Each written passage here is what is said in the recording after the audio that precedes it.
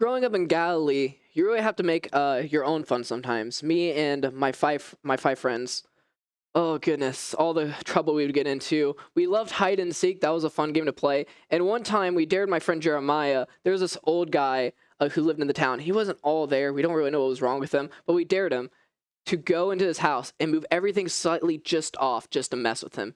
And oh my gosh, the guy was freaking out that he was haunted. It was really funny.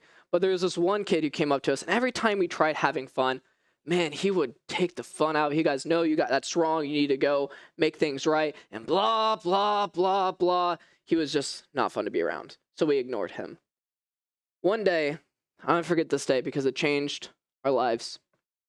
We decided to go roof hopping. You see, we would do this often, jump roof to roof. And so we've been doing this for about an hour. Some people were getting angry at us, and we get to this one roof. And the other roof to get to is a really far distance. And to understand my friend Jeremiah, he was that person, if you told him he couldn't do something, he would make sure he actually could. And so we're like, Jeremiah, you can't make that jump. And we're all joking. We didn't actually think he was going to try making the jump, but I think we got to him because he eventually went, I'm going to do it. And before we could say anything, stop him or anything, he goes and he jumps. And for a split second, I thought he was going to make it. But then he didn't. All we heard was a snap and then silence. Me and my friend stood there and we're like, we're not going to look over the edge. We don't know what we're going to see. We walk over the edge, and sure enough, he's laying there, just disfigured. I quickly tell my friends we need to get help. We get down from the roof. I run to him, and I'm like, Jeremiah, you're going to be okay. You're going to be okay, man. You can't die. And we get other adults, and we finally take him to the doctor, and he eventually does wake up, but his life was never the same.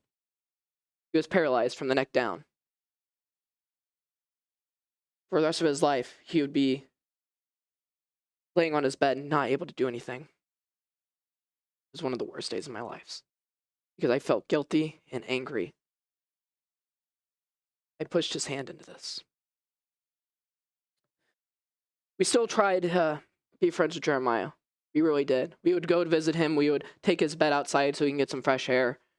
And we would tell him what's going on in our lives. But time goes on. Years went by, and, we grew up. Most of us got married. A lot of us had kids. And we still did our best to go visit him, see how he was doing.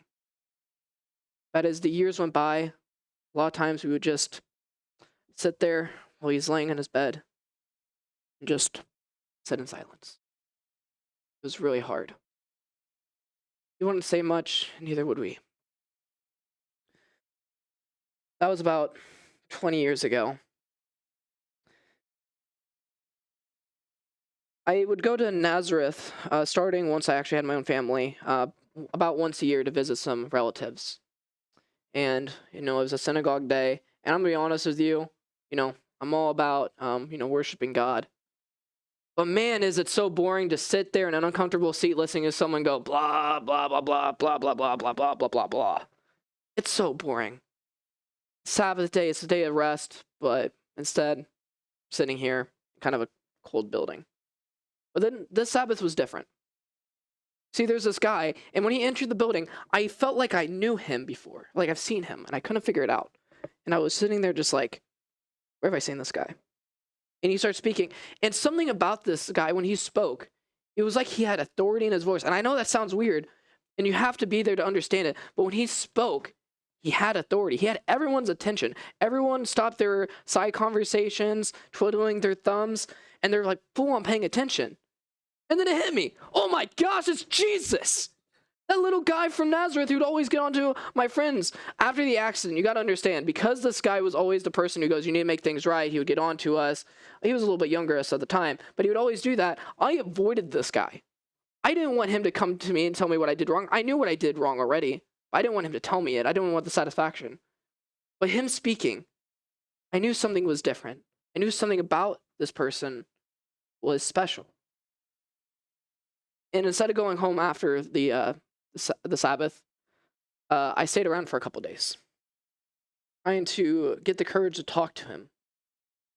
But other people kind of beat me to it, and it was weird because one by one, these people who were sick and were deaf and mute would come to heal, and I was just like, what is happening? And then the first person healed, I was like, he barely had a leg.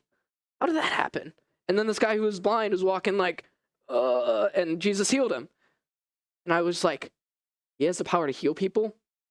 Oh my gosh. I immediately, once I came to this revelation, I ran home and I started telling all my friends, all four of them, or three of them, and I'm just like, guys, you're never going to believe this is what happened. And they're just like, no, it didn't happen. You're lying with us. And I'm like, no, man, you got to understand. This is our key to get Jeremiah back to being a normal person. They're like, no. And I just looked at them and I said, have I ever lied to you in my life? And they look at each other and they're just like, oh, what the heck? How are we going to get to Jeremiah to Nazareth? It's like, we don't need to get him to Nazareth. I overheard that he's coming to stay at this fisherman's house, that the fisherman stopped fishing and he went to go follow him, but they're going back home. He's coming here. We can bring Jeremiah to him. And we all kind of came on this plan that we're going to pick Jeremiah up from his mat and bring him there. So the night comes, we get to Jeremiah, and we're telling him the plan, and he's just looking at us, and he's not saying much. And he says something weird, and he just like, I don't deserve this. And I was like, of course you do. This is not your fault why you're here. This is our fault. We're going to make this right.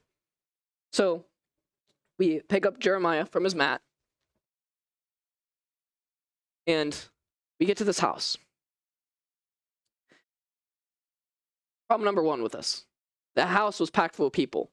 Problem number two. Around the house was packed full of people. So we're like, okay, let's try to make an entrance. People aren't budging. We're like, we got a paralytic man. Then they had no humanity at all, it felt like. They were like, nah. We tried going through windows. We're like looking through windows trying to see. No, full of people. We can't even see Jesus inside the house because the people won't even let us get to the window. And my friends are just like, what, do we give up? And I look at them. I knew I was going to get the response. I was like, what's roof hop? And they look at me and they're just like, this is how we got into this place in the first place. What do you mean what's the roof hop? I'm like, no, trust me, we're going to get to the roof, and I got a plan. So we get to the roof, and we're right about where we think Jesus is from over here, and we just start digging. We start making this giant hole. And Jesus is teaching. Everyone's fully focused on Jesus, just like I experienced in the synagogue. Like I said, he had that voice of authority. And he eventually stops, and he looks at all of us, and then the crowd looks at all of us, and we carefully lay him right here. And Jesus, as he was sitting, he looked up at us. And I can't really tell you what that look was, but it felt like he was looking at us with some respect.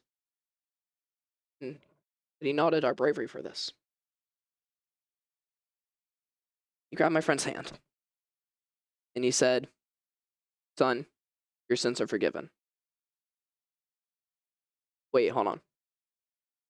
That's not what we came for. I'm also pretty sure he just said something that was pretty blasphemous. Like, can't God be the only one who forgives sins of others? And I was sitting there, and then I started getting frustrated. I'm like, no, that's not what we brought him for. I guess it's good that his sins are forgiven, but like, he's still a paralytic. And as I was thinking these things, I wasn't saying it out loud. I was thinking these things very intensely. And Jesus right here looks at everyone, looks up us, looks back at everyone, and says, why do you think these things in your heart? What is easier to say? Your sins are forgiven, or get up and walk.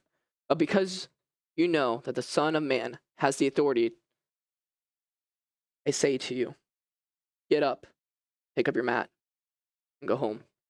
And I'll tell you guys, what I saw next was memorizing. Friend, Jeremiah, he's laying down on the mat like this. Haven't moved for over 20 years, does this.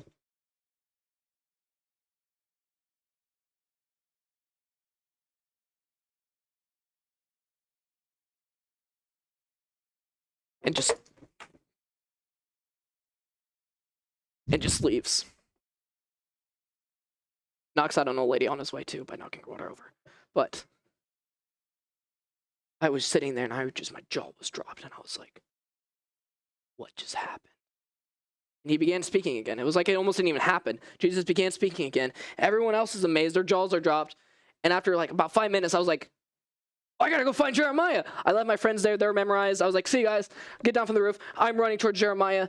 And as I come to him, he's walking and he's crying. And I go up to him like, Jeremiah, you're walking. Oh my gosh. And the fact that he was walking almost didn't even seem to faze him. And I was just like, wait, why aren't you happy? This should be the greatest day in your life. And he goes, it is. But not because I'm walking. Ever since that incident, I hated myself. Hated God. I was envious of others. And eventually I got to the point where I just stopped loving myself. And I felt so alone. And I was like, Jeremiah, what are you talking about? We still loved you. You're still around you. We try to do our best to make you not alone. And he goes, no, and I understand and I appreciate that. But that guy in there, when he said, my sins were forgiven, I felt peace. I felt loved like I never felt before. All that anger, all that hatred for myself and to God was replaced by being felt like I was known and actually cared for. And then he grabbed my face and he goes, I know ever since that incident you blamed yourself, you felt guilty. And I hope that you, just like Jesus did for me, you can be forgiven.